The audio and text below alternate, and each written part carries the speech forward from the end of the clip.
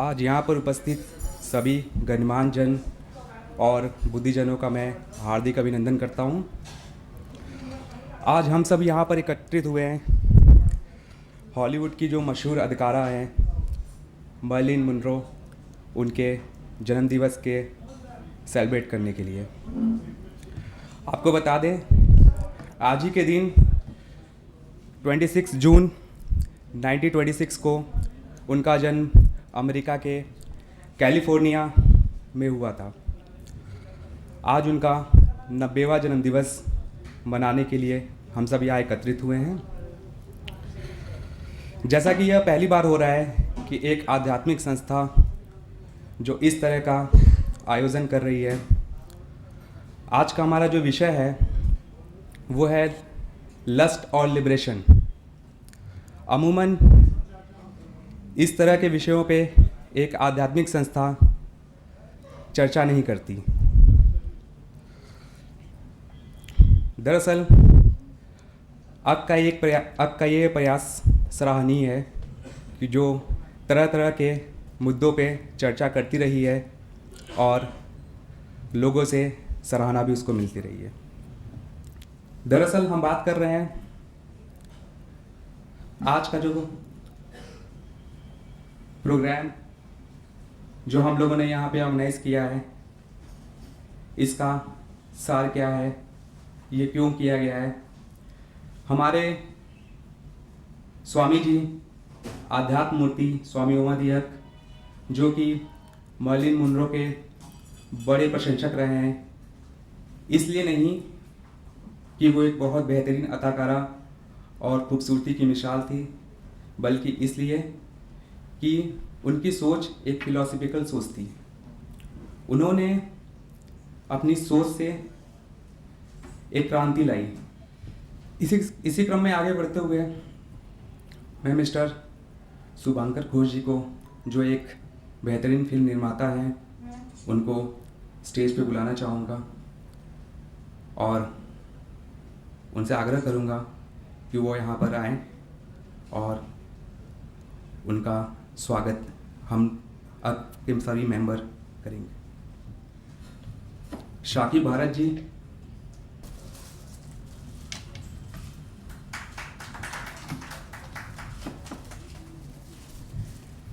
Mister Vikramjit जी, जो Barista के owner हैं,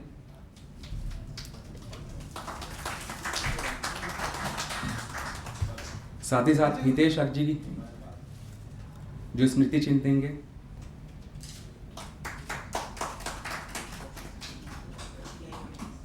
और सर हम चाहेंगे आप 2 शब्द कहें।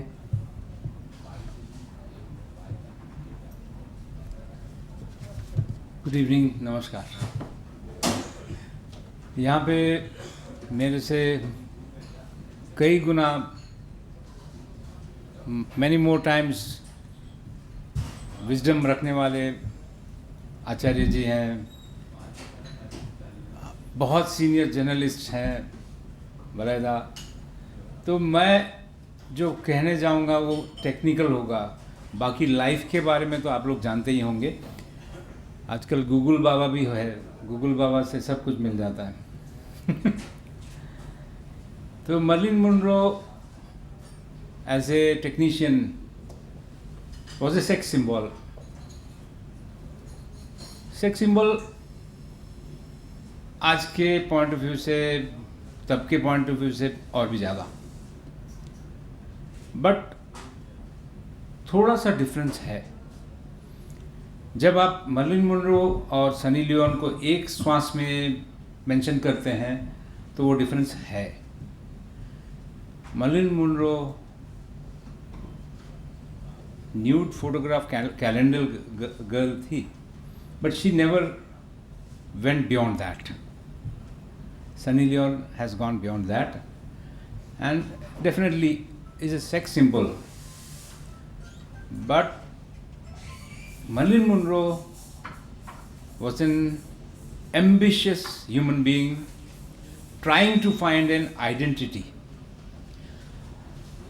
अब मर्लिन मुनरो के बारे में anyone who knows anything about her, उसका जन्म ही एक प्रश्न चिन्ह है। उनके पिता का बारे, no one knows much about her father. The mother everyone knows.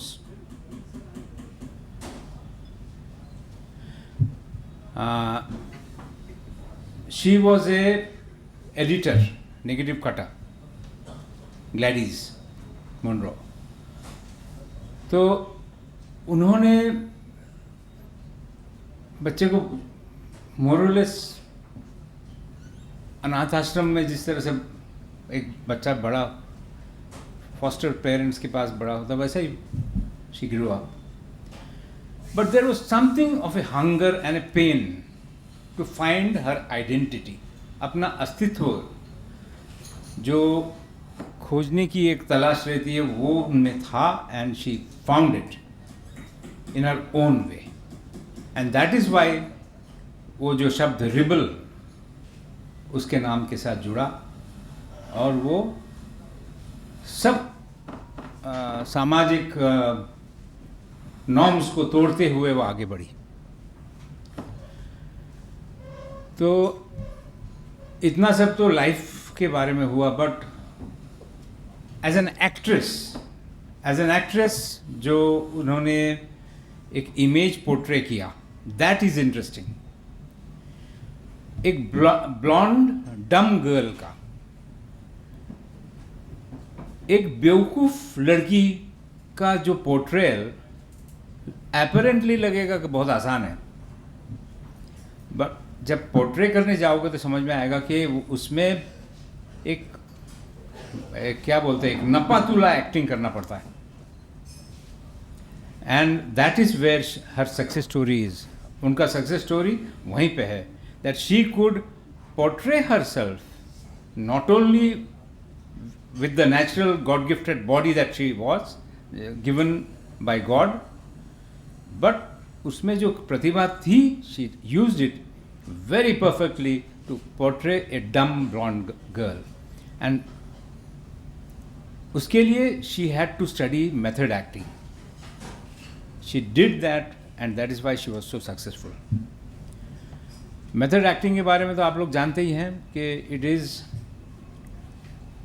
born in the West and has arrived in India with Motilal ji and Dilip Saab. तो ये this girl also belonged to that school, used differently by different directors. अलग अलग director ने उसको अलग अलग तरीके से यूज़ किया, but moral is the same image same रहा। आगे there are much more speakers, I will stop here and if need be we can take it up further. हाँ, one more point, the title of this evening is lust and liberation. मुझे तो ओशो याद आ जाता है, जो इसमें नहीं लागू होता है। She, because of her complexes and the pain that she carried, she ended her life with drugs, not with samadhi. Thank you.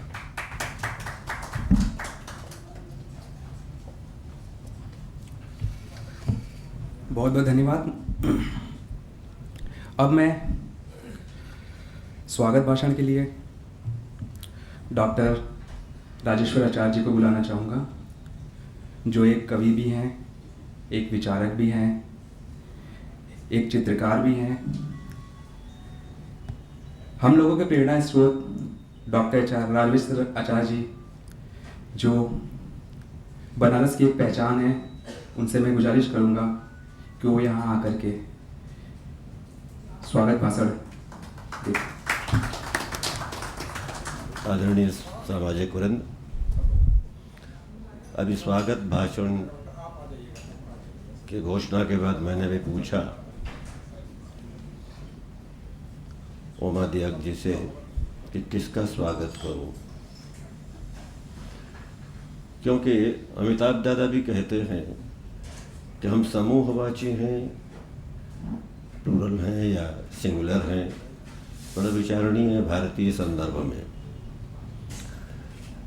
अभी जितनी बात उठ के आई उन बातों पर टीका टिप्पणी करने से अलग हम सबके स्व में जो अनिवार्यतः संलग्न है नारी की भूमिका,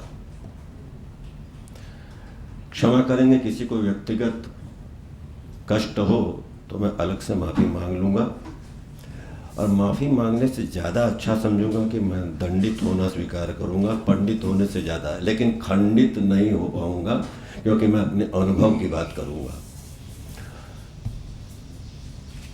मैं बाय द वे दुर्घटना से इस उम्र में यूके गया, तो कोई जेट लैग होता है, उससे परेशान होकर कार्यक्रम न दे पाऊँ, इसके लिए मेरे मित्र थे, मुझे लंदन में उन्होंने होटल में टिकाया और 4-5 दिन कहा यहीं आराम कर लीजिए फिर प्रोग्राम दीजिएगा। तो तुसाद जो म्यूज़ियम है वहाँ प्रख्यात हस्तियों के मोह का पुतला बनता है, तो हूबहू असली जैसा लगता है। तो उसमें आइंस्टीन के साथ और उसके बाद मर्लिन मोनरो की प्रतिमा के साथ खड़े होकर मैंने फोटो खिंचाई। लौटा, मेरी पत्नी ने मुझे कटाक्ष करते हुए कहा, कहिए इतने लोगों में मर्लिन मोनरो के साथ आपने क्यों फोटो खिंचाई, बताएंगे? मैंने कहा हाँ बताऊंगा। क्योंकि नारी की व्याख्या मात्र उसके शरीर तक करना यह हमारी उस समझ को प्रमाणित करता है जहां हम कहते हैं त्रिया चरित्रम पुरुषस्य भाग्यम दैवो न जानाति कुतो मनुष्य। दैवता भी क्यों नहीं जानता? क्यों? यह हमारा ईगो क्लैश है। हम हर तरह से साफ चाहते हैं, हम व्याख्याता हैं नारी के। क्या कारण है? नारी से बराबरी करते समय हम क्यों हारा हुआ महसूस करते हैं? क्योंकि हमारे पास सब कुछ है, कोख नहीं है। और इस सृजन धर्मिता के प्रतीक के रूप में जब हम कला धर्मिता में आते हैं, किसी के कष्ट विमोचन में आते हैं, निवारण में आते हैं, कुछ रचना धर्मी होते हैं तो जस्ट पैरेलल होते हैं मातृत्व के उपविधाता के रूप में। हमारा ईगो है कि हम ही सारे आंदोलन क्रिएट करते हैं। विमेन्स लिव, फैशन, ये सारे पुरुष करते हैं और एक मानक स्थापित करते हैं कि नारियों के उत्थान के लिए वो तभी कुचली हैं, उनके विकास के लिए। लेकिन आइडियोलॉजी क्या है? आइडियल क्या है? अंततोगत्वा पुरुष कैसा भी हो अपने कंधे को सबसे सुपीरियर मानता है कि नारी बहुत महान हो जाएगी अगर वो पुरुषों के कंधे से कंधा मिला के चलेगी। मतलब अल्टीमेट गोल हम है नारी के। ये उसकी हीनता की ग्रंथि है। 4